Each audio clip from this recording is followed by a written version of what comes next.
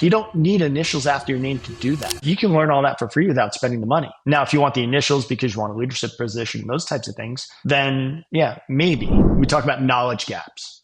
And if I want a seat at the table, no matter what table it is, I have to be able to have an intelligent conversation at that table.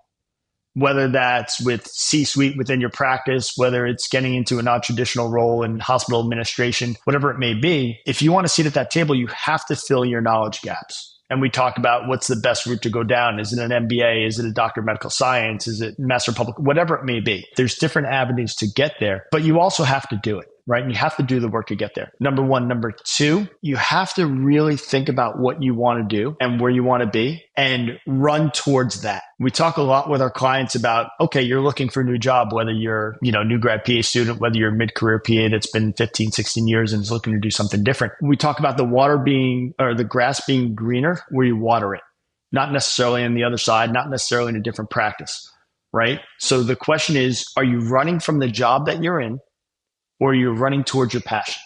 If you're running away from something, you're just going to continue bouncing to different specialties or different jobs within the same specialty, whatever it may be, because you're never going to be happy if you're depending on your external environment for that feeling of success. Now, if you're running towards something, if you're running towards your passion, something you really want to do, something you can be good at, you have to work towards it, but you have to get there. That's going to sustain over the long term, right? So yes, we have a lot of flexibility, but you have to be able to do the work to be successful in those things, to master those things. Yeah. Thanks for tuning in to the Healthy Careers podcast.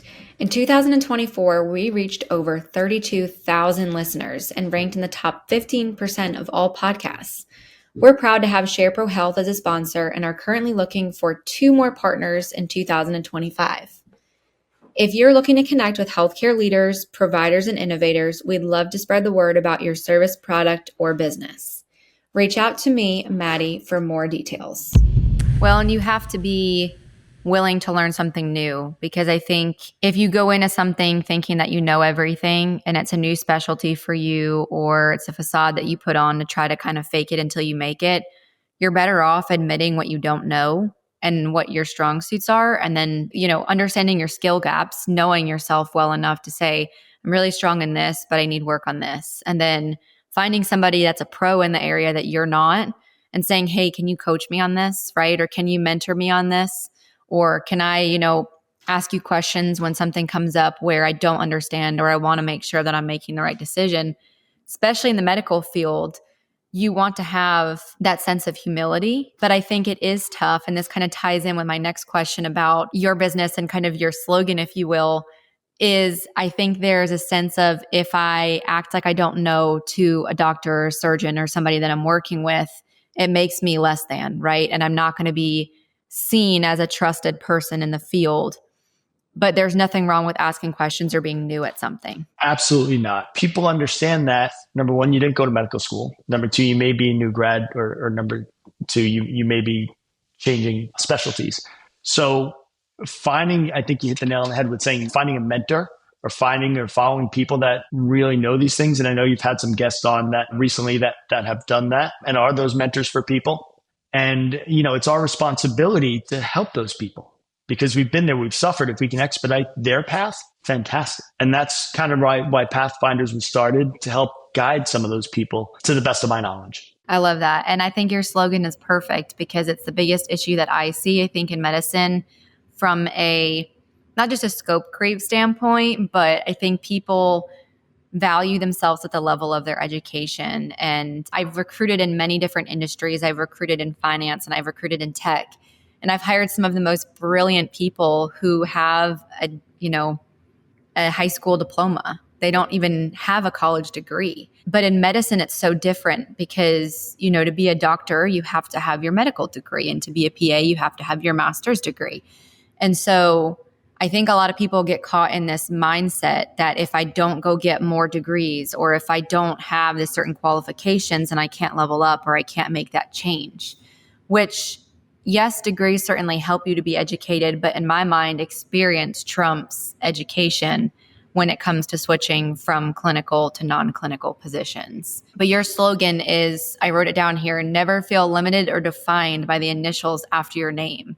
So I'm curious to hear where that stems from, like what made you go with that when you were opening up Pathfinders? I have to give credit to a really good surgeon friend of mine, somebody that I met just a couple of years ago. I was giving a talk at one of the national conferences, and somebody asked me to talk about my career path. I said, well, it's either going to be really short and say, I don't know what I want to do with my life, or you're going to get the long version. And as I was working through the PowerPoint with him to make sure it was going to hit, he just looked at me. He's like, you have never felt limited or defined by just being a PA.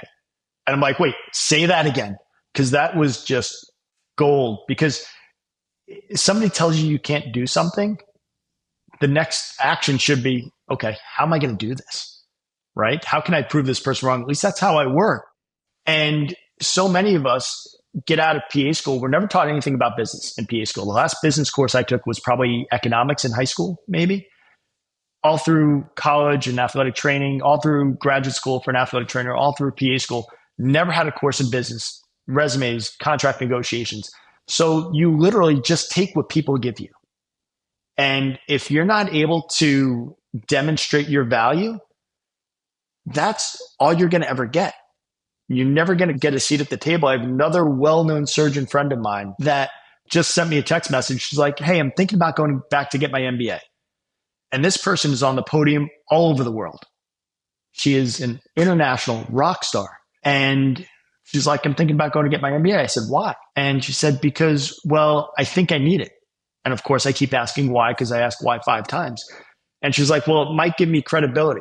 I'm like, you don't need initials after your name to do that. Start speaking, people start learning. Now you're going to have to fill your knowledge gaps and what those things that an MBA you think might give you.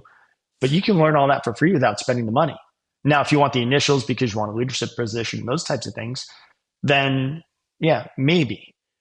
Right? But start that now before you figure out going down that path and spending $50,000, $100,000, whatever it may be, for initials that you can still have that conversation without. So we'll see how that plays out. Yeah. But again, it all depends on what do you want and how do you get there. If that's the path you have to take to get there, great. That's going to be different than me, different than, another orthopedic surgeon down the road that may not want to go down that road. So